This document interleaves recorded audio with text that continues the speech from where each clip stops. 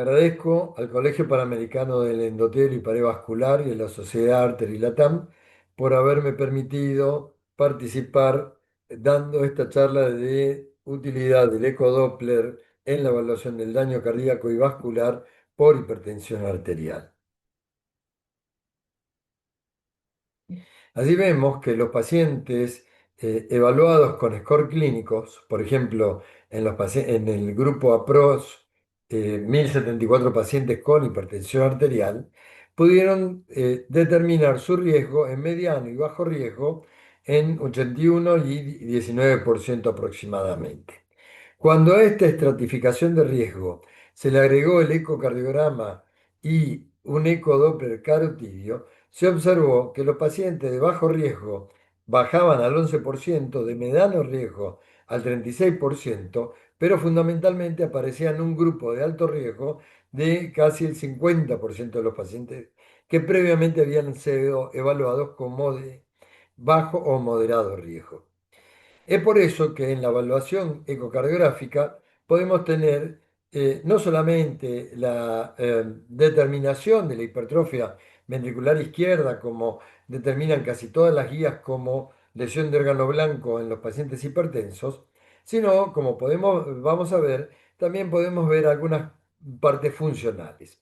Acá podemos ver el esquema de la medición en modo M para poder determinar mediante la fórmula de Devereux la masa del ventrículo izquierdo. Pero también otro dato sumamente importante es determinar el grosor parietal relativo al relacionar el diámetro diastólico del ventrículo izquierdo con el doble de el diámetro de la pared miocárdica posterior.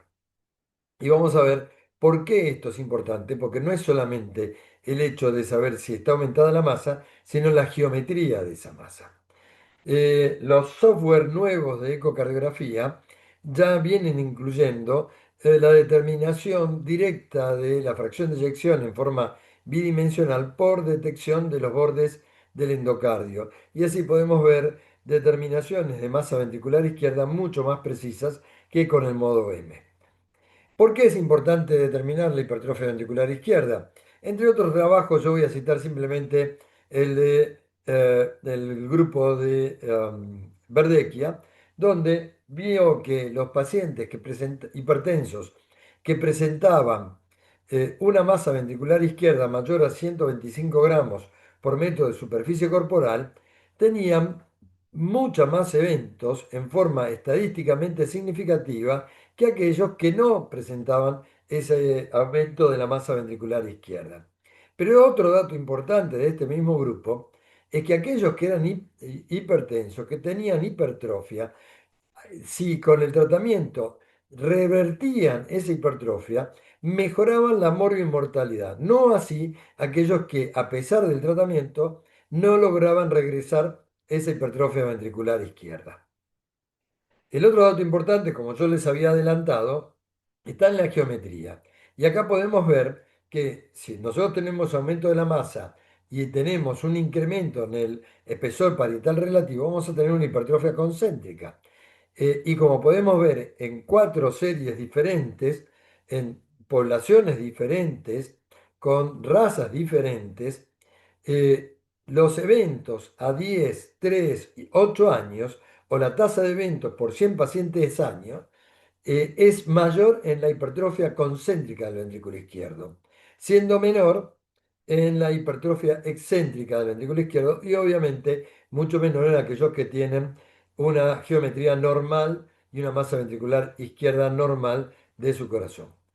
El otro dato importante que el grupo de Verdecchia publica en el 2017 es que a esta determinación de hipertrofia ventricular y geometría del ventrículo, si le agregamos la dilatación del ventrículo izquierdo, aumentaba la precisión en cuanto a riesgo. Y a su vez, se ha visto en este trabajo publicado por este grupo que la determinación de la presión arterial por mapa de 24 horas permite ver que los pacientes con mayor presión arterial son aquellos que van a presentar una hipertrofia concéntrica con dilatación del ventrículo izquierdo y no así con una hipertrofia concéntrica no dilatada del ventrículo izquierdo. Y estos son los que tienen mucha más mortalidad, como pueden ver en el gráfico de la derecha. El otro dato importante, ya no hablando de anatomía, hipertrofia y geometría, es la determinación de la función sistólica del ventrículo izquierdo, porque es un dato también de mortalidad. Y acá vemos que tradicionalmente el parámetro que se ha tomado es la fracción de eyección del ventrículo izquierdo. Podemos ver que con una nueva técnica, o con una técnica relativamente nueva, que es el strain rate, podemos determinar entre varios de los parámetros el strain longitudinal global. Y podemos ver cómo hay una correlación muy buena entre ambos parámetros. Sin embargo, hay un hecho muy importante. En aquellos pacientes hipertensos cuya fracción de eyección tiende a ser normal o cercana a la normal, podemos ver que el strain rate longitudinal tiene mucha más precisión para detectar cambios de insuficiencia en forma precoz. ¿Por qué? Porque tiene mucha mejor relación con la presencia de fibrosis y de marcadores inflamatorios en la pared muscular. Acá tenemos un caso donde un paciente hipertenso tiene una fracción de eyección normal determinada en forma bidimensional con una fracción de eyección del 54%.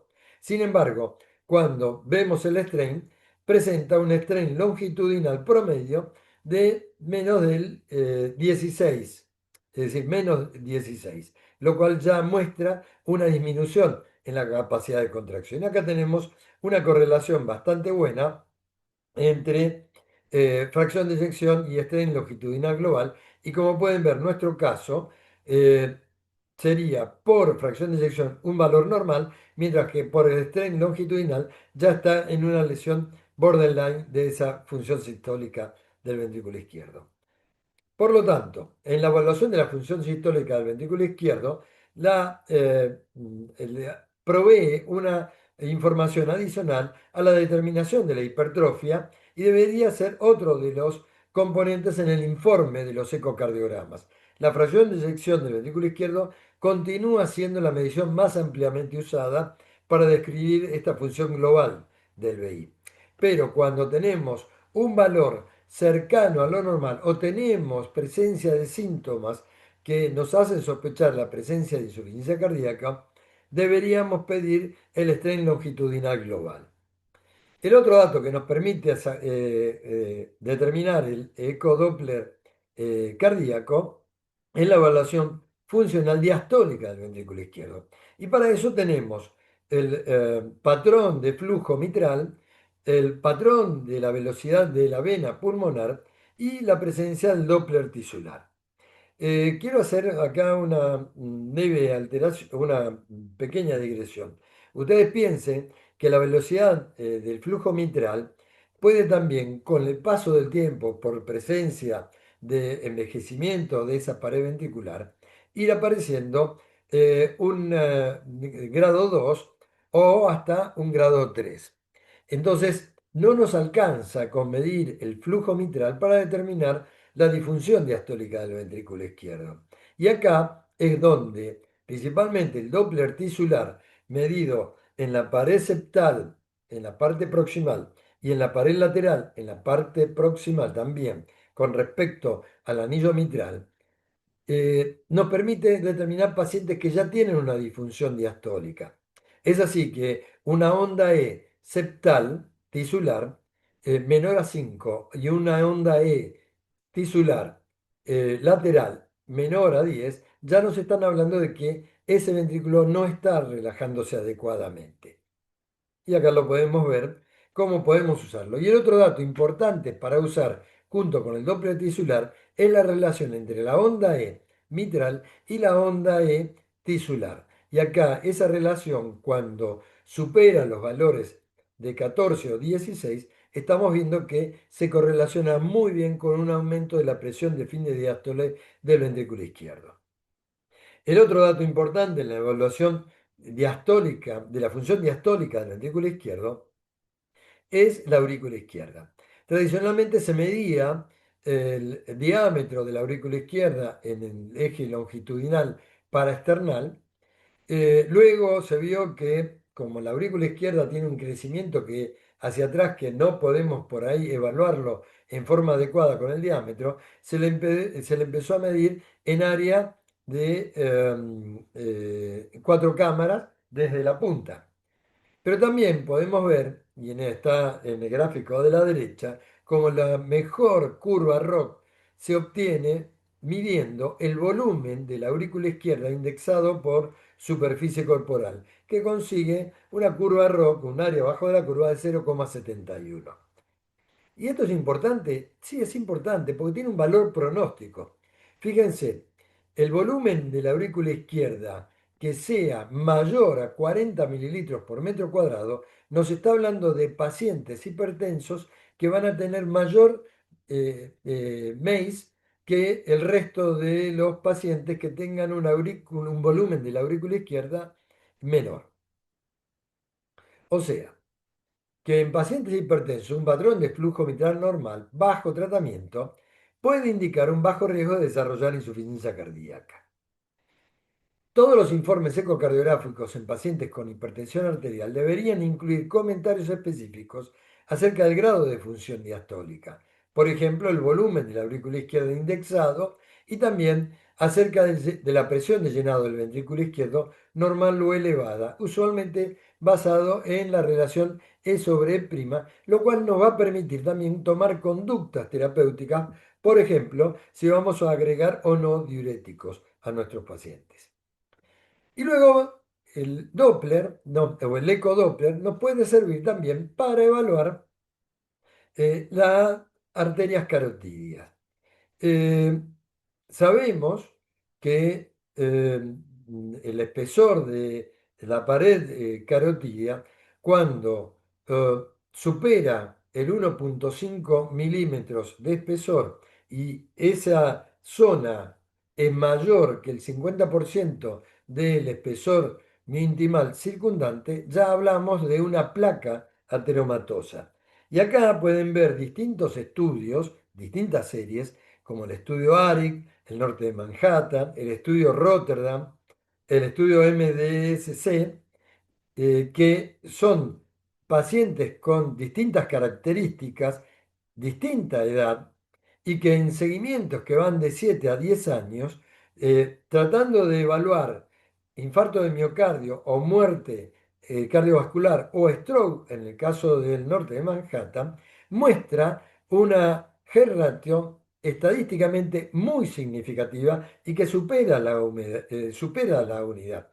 Con lo cual, es un dato sumamente importante a ser evaluado en los pacientes hipertensos. ¿Cómo medimos el espesor mi-intimal?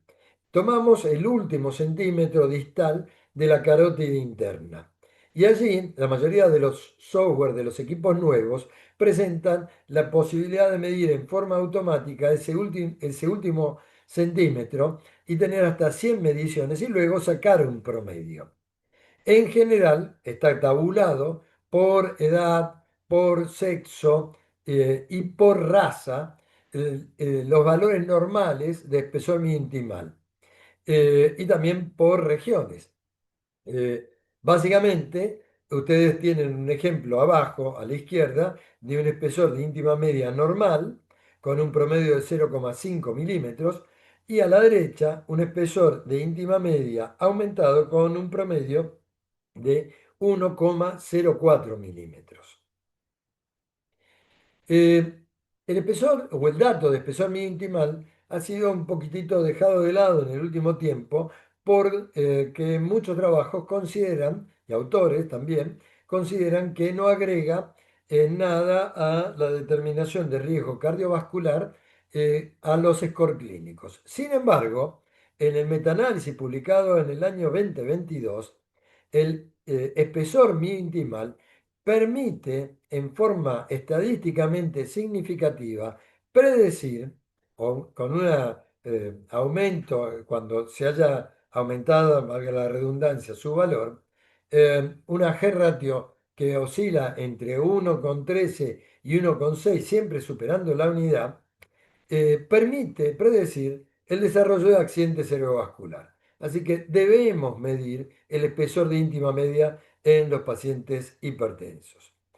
Y el otro dato importante es el estudio Baltimore longitudinal, porque fíjense que un espesor de íntima media tomado a edad media superior a 0,8 milímetros aumenta el riesgo en forma estadísticamente significativo de la incidencia de demencia de cualquier tipo o incluso de Alzheimer con respecto a aquellas personas que tienen un espesor de íntima media normal.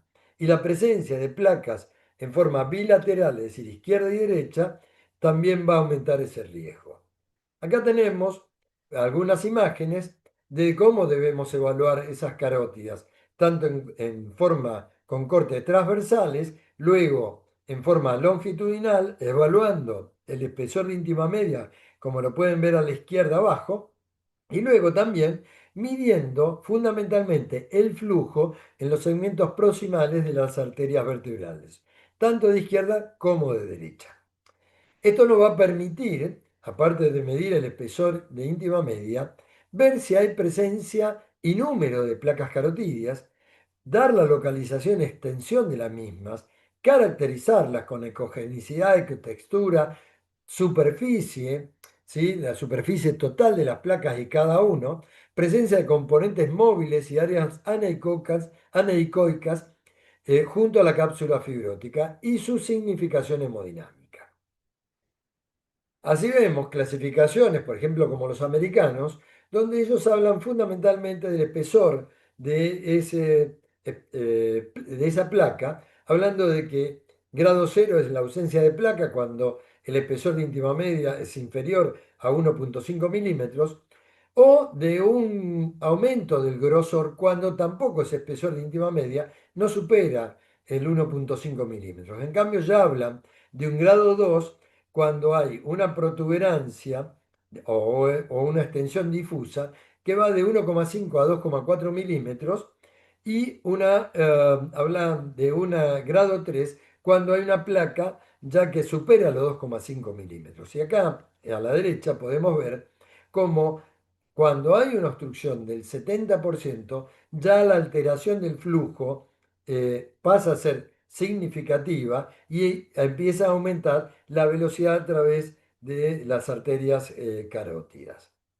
En cambio, los europeos lo que clasifican fundamentalmente es por el grado de ecolucencia de las placas y hablan de un tipo 1 cuando es fundamentalmente ecolucente, de un tipo 2 cuando es predominantemente ecolucente, de un tipo 3 cuando predomina la textura ecogénica, un tipo 4 cuando es uniformemente ecogénica y un grado 5 cuando no las pueden clasificar porque hay calcificaciones extensas. Pero muy interesante es la clasificación nueva publicada en el 2024 que toma en sí distintas técnicas como ultrasonido, tomografía, resonancia, etcétera, y habla, o de la clasificación se llama Plex-RATS, y habla de grado 1 cuando es una arteria normal, habla de una placa en RAIS 2 cuando están o engrosado o hay presencia de placas con calcificaciones o calcificaciones mismas, y hablan de ya un grado 3 cuando hay presencia 3A y 3B, cuando hay ya presencia de complicaciones de esa placa, hablan de una de grado 3C, cuando esa placa se ve ulcerada, y ya los cuatro, o las placas RAID 4, hablan fundamentalmente cuando hay ruptura de placa o presencia de trombos intraluminares. Y hacen la descripción de un algoritmo que permite el diagnóstico de las placas en forma muy sencilla, hablando de primero si hay placas, luego cuál es el máximo grosor de esa placa y si hay alguna complicación, para después finalmente, una vez que encuentran si hay o no alguna de esas complicaciones, poder determinar si son placas 3C, 4A, 4B o 4C. Acá tienen distintos tipos de placas. a la derecha arriba una placa tipo 2, predominantemente ecoleucente. Abajo tenemos una placa tipo 3 con algunos grados de calcificación y abajo a la derecha una placa tipo 4 ya calcificada.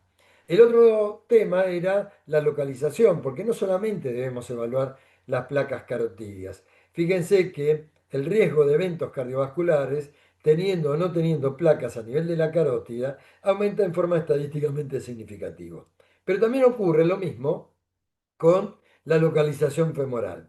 Y cuando sumamos ambos casos, se potencia y en forma estadísticamente significativa, ya a seguimiento a 2 años, podemos ver mayor cantidad de eventos cardiovasculares en los pacientes que presentan placas carotidas y femorales. Y a su vez, el número de arterias involucradas también nos va a permitir ver mayor riesgo para desarrollar infarto de miocardio, accidente cerebrovascular u otras enfermedades cardiovasculares. Luego podemos medir el grado de estenosis a través del Doppler, ¿sí? Y acá podemos, como decía antes, detectar cuando hay obstrucciones mayores al 70%, porque eso es lo que nos va a permitir que hablemos de placas hemodinámicamente significativas. Acá tenemos ejemplos de placas que obstruyen y no son significativas. Pero quiero darles digamos, un punto para llevarse a sus hogares. Las placas hemodinámicamente significativas, es decir, con caída del flujo, son vulnerables. Pero no todas las placas vulnerables no son siempre hemodinámicamente significativas. Puedo tener placas vulnerables que no tengan una obstrucción hemodinámicamente significativa. Y a veces encontramos las dos cosas. Placas que son hemodinámicamente significativas, severas, y que aparte, por ecogenicidad, son vulnerables. ¿Y cómo evaluamos la vulnerabilidad de la placa? Por el área, por la longitud, por el aumento del grosor o la altura de la placa. Eso nos permite ver la relación en cuanto al concepto de vulnerabilidad de la placa y fundamentalmente el área. Fíjense, este trabajo de Nicolai publicado en el 2022 en pacientes con determinación de riesgo clínico bajo, moderado y alto, como lo pueden ver en las ordenadas, la presencia de placa o el área de placa mayor a 14,4 milímetros, ¿sí? Ya nos están aumentando el riesgo en forma exponencial, aún en los pacientes de alto riesgo clínico. Fíjense que casi cuadriplica el riesgo de esos pacientes simplemente midiendo el área de placa de carotida. El otro dato importante es la ecoleucencia.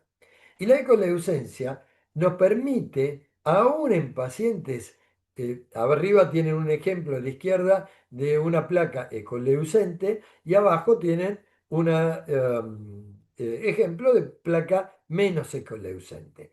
Fíjense, este trabajo, realmente interesante, nos muestra cómo a pesar de tener pacientes que tienen controlado la LDL, ¿sí? El hecho de tener placas ecoleucentes, es decir, fundamentalmente lipídicas, nos sigue aumentando el riesgo en forma exponencial. Fíjense que la G-ratio en el análisis univariado es de 5,15 y eso aumenta en el multivariado y se mantiene en 5,15, corregido por distintos factores como la edad, el sexo, la presencia de hipertensión, tabaquismo, diabetes, etc. Es decir, los pacientes con placa ecoleucente presentan mayor riesgo. Y fíjense, cuando se los compara con el máximo de espesor de la placa, es decir, de la altura de la placa, que es lo que toman en consideración las clasificaciones americanas, la ecoleucencia permite discriminar en forma más significativa a aquellos pacientes que vayan a presentar eventos. Y acá le quiero mostrar algunos ejemplos de nuestro centro. Acá tiene una placa fibrolipídica a nivel del bulbo. Cuando hacemos una relación con respecto a el valor de cogenicidad de la sangre y de la adventicia y ecualizamos la imagen, nos permite ver distintos grados y acá vemos como esa placa tiene componentes lipídicos, lo rojo, componentes inflamatorios, lo amarillo, y componentes fibróticos, lo verde. Una placa que tiene una superficie de 33 milímetros cuadrados y una altura significativa. Fíjense, esta otra placa en la carota interna, que casi no se ve, cuando le hacemos la conversión y la ecualizamos, fíjense que es fundamentalmente rojo porque es mucho más ecoleucente. Esta es una placa de alto riesgo, a pesar de no tener la misma altura que la anterior. Y finalmente quiero hablar 2 minutitos del estudio PETSA. El estudio PETSA, que es el estudio que está comandado por el doctor Valentín Fuster, lo que ha demostrado en la publicación del 2021, en el enrolamiento de los pacientes que tienen el seguimiento, cómo las placas en el hombre fundamentalmente se ubican a nivel del eje iliofemoral. En cambio, en las mujeres está distribuida en forma más proporcional entre las carótidas, el abdomen y el eje iliofemoral, ¿sí? Y a su vez, el otro dato interesante es que pueden detectar o pudieron detectar en el 63% de los pacientes enrolados una lesión subclínica de más de un territorio vascular y más de una placa. Y esto se dio en pacientes que tenían distinto score de riesgo a 30 años. A su vez, fíjense cómo los pacientes que tenían mayor riesgo clínico son los que tenían mayor sitio de arterias involucradas. En cambio, aquellos pacientes que tenían menos riesgo tenían menos sitios involucrados, pero sin embargo el 40% tenían sitios involucrados, aún a pesar de ser un paciente clínico de bajo riesgo. Este estudio ha tenido la particularidad que ha medido distintos parámetros, desde genéticos, inflamatorios, características de alimentación, de vida, alteraciones asociadas a deterioro cognitivo, etc. Y el otro dato importante es que fíjense que a través de estudios de SPECT con emisión de positrones con fluoro de desoxiglucosa, pudieron medir pacientes que tenían esas placas, también inflamación. Y fundamentalmente, la mayor inflamación las vuelve a tener las arterias femorales. Sin embargo, solamente el 11% de las placas que se habían detectado eran coincidentes con mayor captación de glucosa. Pero lo interesante es que las más prevalentes estaban en el territorio femoral. Con esto termino la presentación. Agradezco nuevamente por su atención.